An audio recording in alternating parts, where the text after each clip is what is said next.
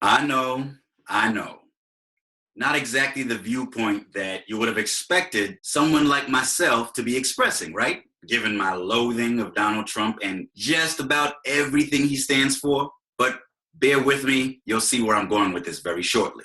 In a nutshell, it would be disastrous for the Republican establishment to cheat Donald Trump out of the Republican nomination at the National Convention this coming summer for the simple reason that if they do so, it will backfire spectacularly in one of two ways. Either Donald Trump will respond by running as a third-party candidate, thus splitting the right of center vote, or he won't run at all, and most, if not all, of his supporters will simply stay home on Election Day. Either way, Hillary Clinton walks to an easy victory. And I don't think that that would be healthy for American democracy. I don't think it would be healthy for the state of American politics, the polarization of American politics. I think that at the end of the day, it would be a bad thing if the Democrats are able to hold on to the White House for 3 terms in a row, which is relatively rare in American political history, without their candidate having a solid mandate from a solid majority of the country's population. That will only make voters on the right feel that much more cheated out of what they thought was rightfully their presidency. And that in turn will only lead their representatives in Congress to continue to be as obstructionist as possible in the next 4 years going forward. I abhor the prospect of a Donald Trump presidency as much as any other right-thinking person out there.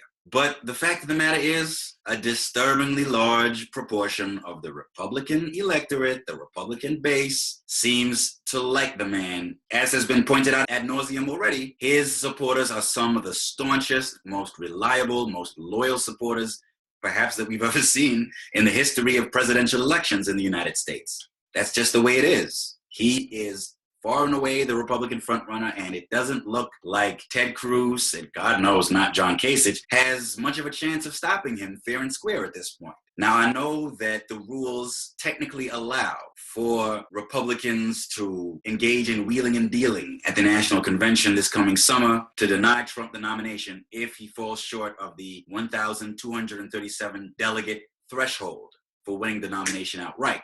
But there's following the rules, and then there's democratic legitimacy. There's no way that it won't look atrociously bad if the party establishment appears to pull the rug out from under Trump's feet even after he clearly wins far more support from Republican voters than any other candidate. It wouldn't be right in principle, and it wouldn't be right for strategic reasons. We already know how loyal Trump supporters are to him. Imagine how those hidebound voters are going to feel if they see the Republican establishment that they so loathe snatch the GOP nomination away from Trump on the floor of the convention.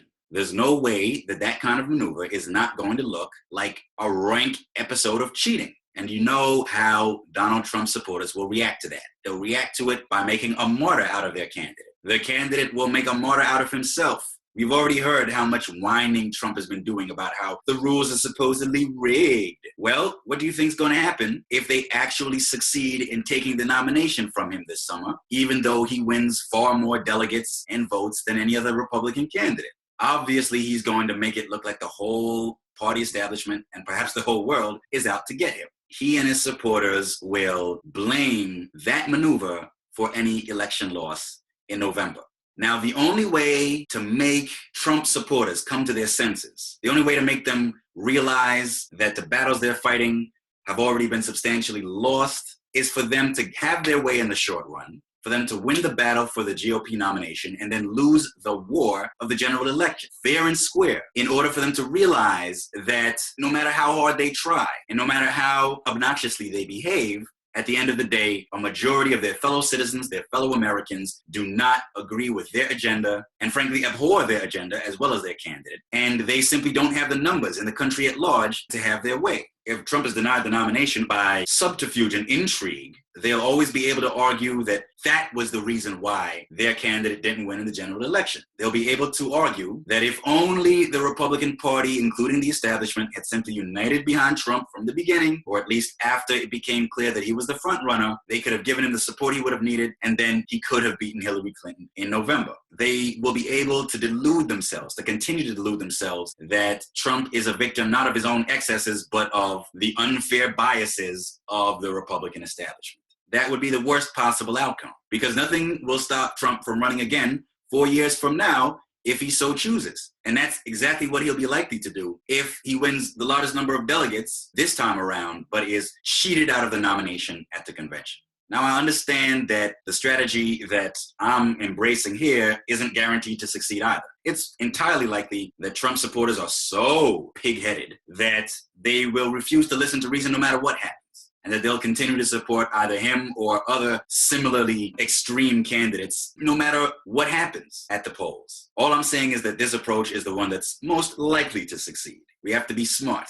Unfortunately, it seems a large chunk, possibly a majority of Republican voters just don't have that much sense when it comes to public policy. Apparently, ideological consistency doesn't matter all that much to them after all. It's a very sobering and saddening reality, but at the end of the day, it is what it is. If we want to put this whole Trump thing to bed and put this long national nightmare behind us, we're going to have to let Trump have his time in the limelight, let this dog have his day, let him have the GOP nomination, and just accept that Hillary Clinton is probably going to win in November.